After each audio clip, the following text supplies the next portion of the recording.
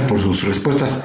Embajador, un poco a raíz de esto que se diseñó, pues obviamente el tema de los poderes es muy importante. Ya decía usted el poder judicial, el poder ejecutivo, el legislativo, y también existe, dijéramos, el poder electoral. Si no me recuerdo, en su constitución también está marcado como un poder. Si no es así, pues corríjame.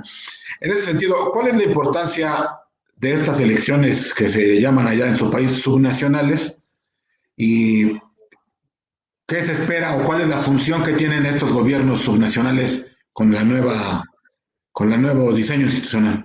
Aquí no hay mucha diferencia ya con lo que ocurre en todos nuestros otros países. ¿Ah? Se han elegido, el 7 de marzo ha habido elecciones y se han elegido 9 gobernadores. Allá ya, Bolivia está dividida en 9 departamentos, como acá entiendo, 32 estados más Ciudad de México, 33, ¿no? No, al Pues 31 y Ciudad de México. 31. Ok, muy bien. Entonces le estaba duplicando a los chilangos uno, ¿no? Exacto, Bueno, exacto. entonces acá viene, mira, de esos 9 se han elegido gobernadores y subgobernadores en algunos lugares. Y eso es algo muy interesante. No todos son iguales porque se reconoce una autonomía de cada uno de ellos. No es un sistema federal, exactamente, pero tienen posibilidad cada uno de los departamentos de definir algunos aspectos de su institucionalidad, de su administración, de sus impuestos, etcétera, ¿sí? Bueno, en este caso se han elegido 9 y curiosamente allá, si tienes más de la mitad de los votos o 40% y diferencia de 10 con el segundo, se elige directamente y si no, se va a segunda vuelta. Lo que ha ocurrido es que el partido de gobierno ha ganado 1, 2, 3, 4, 5, 6 departamentos de los 9 y ha entrado segundo en los otros 3, ¿sí? En primera vuelta ya eligió gobernador en 3 y vamos a segunda vuelta porque no se alcanzó este requisito de la mitad más uno o el 40% con diferencia de 10% respecto al segundo, se va en 4 otros departamentos el 11 de abril, entiendo, a la segunda vuelta, ¿sí? Ahí se van a elegir los gobernadores. Eso es muy, muy importante. Hay 4 todavía por elegir, ¿sí?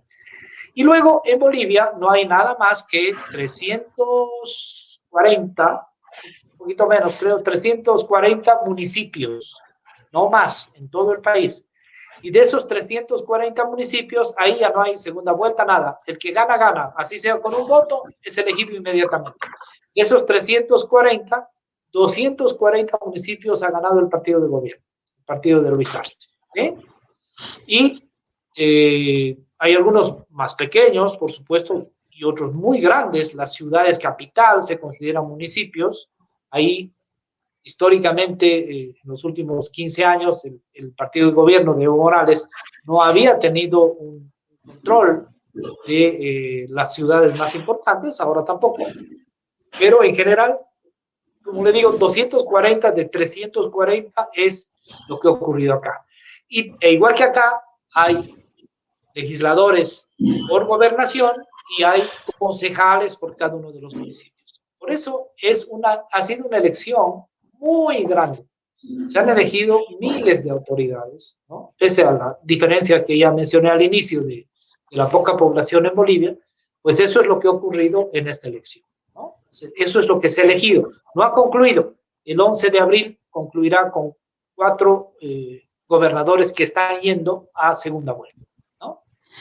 Una pregunta, la duración del cargo de los gobernadores, una vez entrados en funciones, ¿de cuánto es? Y de los Eh, municipios, perdón, embajador, y de los municipios, ¿cuánto es su tiempo? Y una pregunta acerca de los municipios. En este contexto de la nueva constitución, ¿qué cambios o modificaciones se tuvo a la vida municipal? Entiendo que se eligen por 5 años, 4 o 5 años, igual que el presidente. El presidente se elige por 5. Entiendo que es el mismo tiempo, tanto municipios como gobernadores. Y la segunda pregunta es que la nueva constitución lo que ha hecho es darle autonomía en varios aspectos, tanto a los municipios como a las gobernaciones, ¿sí? O sea, no son cualidades muy diferentes a las que tiene México, por ejemplo. No, o sea, más o menos es la administración del Estado, en este caso del departamento, le permite generar algunos recursos, o sea, recursos propios, generar impuestos propios, ¿no?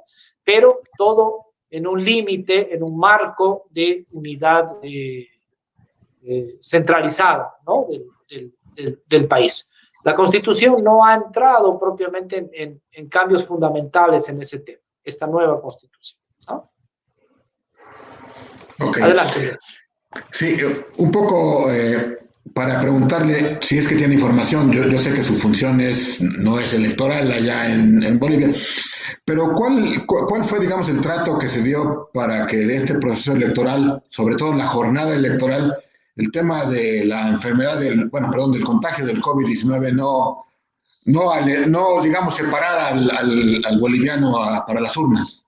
Sí, es la segunda experiencia electoral grande que se ha tenido. La primera se dio el año pasado, en octubre del año pasado se hicieron elecciones nacionales, precisamente aquellas que dieron el triunfo a Luis Arce y David Choquehuanca, ¿no? Cerca del 55%, un poquito más del 55%, 55.11 exactamente. Y ya hubo un ejercicio que fue recogido de la experiencia mundial, porque no es la primera elección que se hace ni siquiera en América Latina en este ámbito. Las medidas son las que ya todos conocemos y que de alguna manera también entiendo se van a repetir acá en México en el mes de junio, ¿no? O sea, sana distancia desde las filas, se ha ampliado el tiempo de votación antes precisamente para poder mantener las filas con sana distancia, entiendo que de 8 a 10 horas. Posteriormente se ha establecido horarios en la mañana, en una mesa. En la mañana deben ir los que tienen cédula de identidad con número par, en la tarde los con cédula impar. Se recomienda a todas las personas que lleven su pluma, su bolígrafo, para evitar este contacto. Ya en la mesa misma no existe en ningún momento contacto posible, digamos, para permitir, digamos, un contagio. Es decir, estas medidas que además han sido sugeridas por la Organización Mundial de la Salud, no solo digo ya para Bolivia, sino para muchos países. Este año 21, particularmente para América Latina, es en realidad un año electoral. Vamos a tener más de 10 países en elecciones, ¿no? Ya nos han tocado algunas, ustedes todos conocemos, vino Ecuador en primera vuelta, El Salvador, que tuvo elecciones recién, bueno, luego la primera vuelta boliviana, va a venir la segunda boliviana, la segunda ecuatoriana, México, vamos, Chile entra en abril en dos elecciones, una en abril y otra en junio, luego viene Perú, imagínense, vamos a estar movidísimos. Honduras, Sí. creo que al final acaba Honduras, la última elección en América Latina, pues ahí estamos vamos a estar muy movidos, pero si me permite la gente, yo sé que esto no es muy cómodo decir, hemos aprendido a vivir. No quiere decir esto que nos descuidemos, que dejemos de hacer las cosas, pero hemos aprendido a vivir un poco con este mal, ¿no? Con el COVID. En todo, o sea, porque no podemos parar la marcha de nuestras sociedades, de nuestros países. Claro. Hay que hacerlo bien, responsablemente, pero al mismo tiempo hay formas de trabajar. Concluyo con esto respondiéndole, Leonel. El 87% de la población ha ido a votar. Eso es un porcentaje altísimo para estar en medio del COVID, ¿no? Muy bien. No, sí, por supuesto que es altísimo. Ecuador tuvo 81, Bolivia 87. Muy, muy interesante. Eh, un poco para seguir cerrando nuestro diálogo, señor embajador, y agradecerle, por supuesto, que esté aquí con nosotros en Contraargumento. ¿Cuál viene siendo entonces la reflexión sobre el resultado electoral? Porque ciertamente, pues el mapa político, digamos, se va a modificar en cierta medida. Hay, pues, desprendimientos que tuvo el partido del gobierno, como usted le llama el MAS. Hubo algunos que eran gente muy importante en el trabajo político de este partido. Por ejemplo, la señorita, si no me equivoco, ahí se me escapó el nombre de ella, Eva Copa, exactamente, ¿no? Que era senadora, si no me recuerdo, tuvo un éxito importante, pero que son partidos todos, digamos, regionales, todos muy respetables, por supuesto, y que no hay una oposición, digamos, uniforme nacional. ¿Cuál es la reflexión que le da la conformación de este nuevo mapa político y cómo esto, de alguna manera, influye o no influye en la dirección nacional del país? Mira, los resultados electorales, los resultados de estas elecciones para el partido de gobierno son mejores que las anteriores elecciones subnacionales del año 2015. Si comparamos lo que le pasó al MAS en esas elecciones del 2015 y lo que ocurre ahora, pues el MAS tiene mayor cantidad de municipios, ha ganado más departamentos en gobernaciones, o sea, está mejor posicionado. ¿Qué es lo otro? Y yo voy a poner un segundo ejemplo y un tercer ejemplo, ¿sí? No es solamente Eva Copa. En Chuquisaca, que es donde está la capital de Bolivia, que es la ciudad capital Sucre, ¿no? La sede de gobierno es La Paz, pero la capital es Sucre. En Chuquisaca, la elección para gobernador se ha dividido en dos personajes, cada uno de ellos que viene de los pueblos indígenas, de las poblaciones rurales, ¿sí? Y uno de ellos, pues fue también candidato del movimiento al socialismo. O sea, si usted junta a estos dos personajes, lo único que está probando es la fuerte presencia indígena en la administración del Estado. Entre ellos dos hacen cerca del 70% de la votación de ese departamento. Chuquisaca no había sido, no es la excepción, y lo que ocurre en el Alto es lo mismo. El MAS no ganó la anterior elección en el Alto, ni la primera elección subnacional que se dio. En realidad, el MAS nunca administró la ciudad del Alto, que es su gran bastión político, pero no la administró municipalmente. Esto es muy importante entender. Y así como Eva Copa gana en el Alto, en la elección nacional, el Alto vota con cerca del 80% por el MAS. O sea, esto que aparece como una gran contradicción, en realidad lo que está haciendo más bien es fortalecer precisamente la democracia que existe en Bolivia. Yo creo que es absolutamente sano que esto se dé en términos pacíficos, en términos de democracia, en términos de voto electoral. Y lo que corresponde a todos es respetar ese voto y hacer que ese gobernante, en este caso la alcaldesa Eva Copa, pues coordine y trabaje con quienes debe trabajar, con su gobernador, que no sé todavía quién será, porque va a segunda vuelta, y con el gobierno central, con este o con el que venga, ¿no? El asunto es que haya respeto absoluto a la norma de que esta es una revolución, pero democrática. Evo Morales le gustaba decir, nosotros hicimos revolución con votos, no con balas. ¿Ah? De eso se trata, Leonel. Claro. Oiga, una última reflexión que me voy a regresar un poquito a la segunda pregunta. Se me hace muy interesante que me pudiera explicar, y a quienes nos escuchan rápidamente, cómo está esto de que en La Paz es la sede del gobierno y que Sucre es la capital. Para algunos, a nosotros nos parece así como que, ¿por qué? Bueno, históricamente, la población más importante que tiene Bolivia, el lugar más importante en la época colonial es Potosí. Pero Potosí está casi a 4.000 metros sobre el nivel del mar. O sea, no es fácil vivir ahí. Entonces, los mineros potosinos organizan una pequeña ciudad bajando de la altura en uno de los valles y ahí aparece la ciudad de La Plata. Es más, el nombre viene de Potosí, se llama Ciudad de La Plata. Y allí se establece el poder político del territorio que luego va a ser Bolivia, que se llamó Charcas, luego se llamó Alto Perú, ¿no es cierto? Pero ese territorio tiene su poder político en esa ciudad que se llamaba Charcas. La audiencia de Charcas en la administración colonial está en esa ciudad.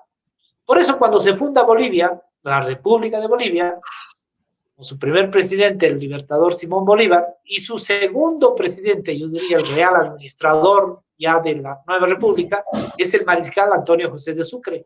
De ahí viene el nombre de la ciudad, ¿no? Estoy hablando todavía de 1825 a 1830, ¿sí?